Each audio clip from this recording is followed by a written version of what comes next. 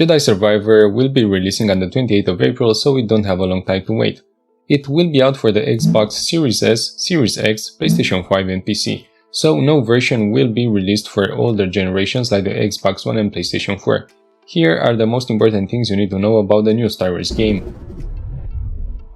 The game will need 155GB of storage in order to install it. It's going to be massive. The PC version of Star Wars Jedi Survivor will require a 64-bit version of Windows 10. Any eligible CPU will need 4 cores and 8 threads available, while the graphics card will need to run DirectX 12 with at least 8GB of VRAM. You have now on the screen the minimum and recommended system requirements.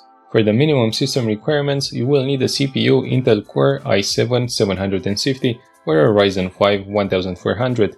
The graphics card needs to be an NVIDIA GTX 1070 or a Radeon RX 580 with 8GB of RAM. Now, the recommended system requirements are the CPU Intel Core i5 11600K or a Ryzen 5 5600X. The graphics card should be an NVIDIA RTX 2070 or the RX 6700 XT. The RAM should be 16GB. The look of the game is going to be more filmic, since it will take advantage of the ray tracing and newer lighting. This is the reason they will not launch for the PS4 and Xbox One, also because it saves time on having to develop and test the game for those consoles, which will soon be old generation ones. The game is a sequel to the 2019 Jedi Fallen Order. Cal is one of the last remaining Jedi in the galaxy. The Jedi series of games are set between Revenge of the Sith and A New Hope in the mainline chronology. During that time, the Empire had won. The story takes place 5 years after Fallen Order. At the end of the first game, Cal Kestis is confronted by Darth Vader in an incredibly memorable showdown.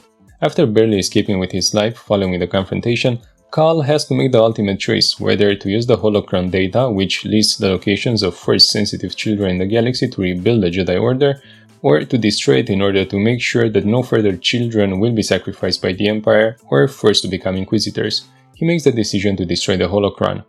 During Jedi Survivor, now that Cal is officially a Jedi Knight, having been given the honor by Chere, he must explore his Force abilities in order to better control his urges and visions of the dark side. Chere will have to decide whether to take up arms against the Empire as one of the last remaining Jedi or spend her life hiding. One theory about the character in the Bacta tank is that it could be the one the name of the game Survivor alludes to. That character could also be a Dark Force user and become Cal's enemy in the game. We haven't seen any suggestion that Darth Vader will be in Jedi Survivor so far, but given that his presence in the first game, Jedi Fallen Order, was quite hidden as well, this could also happen here. Stig Asmussen, game director at Respawn Entertainment, said initially that Lucasfilm had second thoughts about the name of the game Jedi and even proposed the game to feature a bounty hunter or a smuggler instead. From the trailer, we learned that Cal is now on the Empire's most wanted list. While many Jedi go through the traditional trials, Kestis' ascension to being a Jedi Knight has come through the crucible of combat. The story is set during the Dark Times at the height of the Empire. Cal will retain all the learned Jedi skills from the previous game. He will be able to dual-wield a saber and a blaster. From the trailer, we see Cal using 2 lightsabers against a guard. We also learn that Cal now has the ability to tame beasts. We see him riding them to travel faster. Cal will connect with various creatures through the Force, allowing him to use them. He will have to fight huge beasts and various enemies in the game. He will be able to do a move which allows him to kill multiple droids in one throw with a lightsaber. Another enemy seen in several trailers is Ravis of the powerful Jedi race, one against you will have to fight. A major antagonist we've seen in the trailers has clothing tying him to the High Republic era. He is seemingly a Jedi, disappointed in how the Order allowed for the rise of the Empire.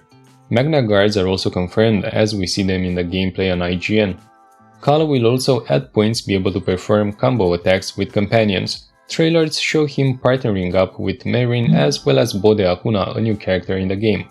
In the trailer, we also see there will be puzzles in the game, which you need to complete in order to progress through the game. You will use the Force to lift objects and charge mechanism which activate bridges. There are also Jedi meditation doors with specific puzzles. Cal has now some new Force abilities. The abilities to freeze blaster bolts, something we've seen Kylo Ren do in The Force Awakens, and perform also mid-air Force dashes to make certain jumps. You will also be able to use BD-1 to place beacons and make navigation much more easy. The map will also display unexplored areas. There will be symbols showing if you can't access certain areas yet. There is also a trail that marks the path you took. This way you won't get lost because the map is going to be gigantic, and yes, fast travel will be available. Now the skill tree is divided into survival, force powers, and lightsabers. Even though the game will be massive, it won't be an open world one. There are also side quests which if you complete you will get skill points and even cosmetics for your character.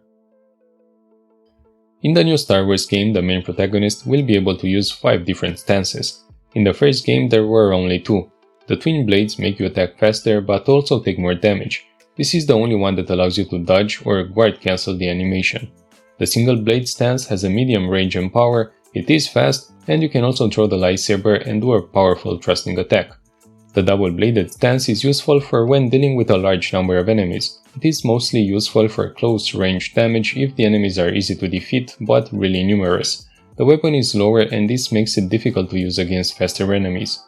Another 2 stances that we don't have a lot of info about are the blaster stance and the crossguard stance. The crossguard stance deals the most damage, but it is the slowest one and has the least amount of range. The blaster stance offers a bigger range, but it is also tied to the story. Cal will do whatever it takes in each situation, and this involves using a blaster. Each stance has its own skill tree which you can upgrade, and this way they will become even more powerful. These stances can be switched at the meditation spots. We have a new planet in the Star Wars universe. It is named Kobo. We see there battle droids, stormtroopers, and even a rancor. We will have battle droids from the Clone Wars. In Kobo, we will have our base in the town of Rambler's Reach. Here we will have in the saloon various vendors from which we can purchase haircuts, songs, and everything we will buy will cost priority shards. The crew Cole has split meanwhile, and we will learn during the game why this happened. When we created Kobo, we thought it has to be a place with a history for real people. You have to see places that people exist in, see dirt and dust and grime on things. That's just one of the definitive elements of Star Wars as a setting, said the narrative technical director. One of the planets Cole will visit is Coruscant. It served as the capital of the Republic and the headquarters for the Jedi. It serves also as the capital for the Empire, so big things will happen during the story of Jedi Survivor. Let's discuss now how much this game will set you back. The standard edition is priced at $70, which is 64 euros. The price could vary a bit based on your region and on the conversion rates. And the digital deluxe edition is priced at 90 euros, which is roughly 82 euros. This edition comes with in-game cosmetics. The new Hero Cosmetics pack, an outfit reminiscent of Luke's garments, and the R2-D2 inspired colorway for BD1. The Galactic Hero Cosmetic pack, which is a Han Solo themed one from A New Hope, has a rugged BD1 colorway and his DL44 blaster. There was a physical collector's edition also featuring a steelbook case and Cal Kestis lightsaber hilt that was available via limited run games. But this option was limited to only 5,000 orders and has already sold out. Hope this video worked well for you. Thank you very much for watching the entire video. Don't hesitate to like the video and subscribe, and I wish you all the best. Goodbye.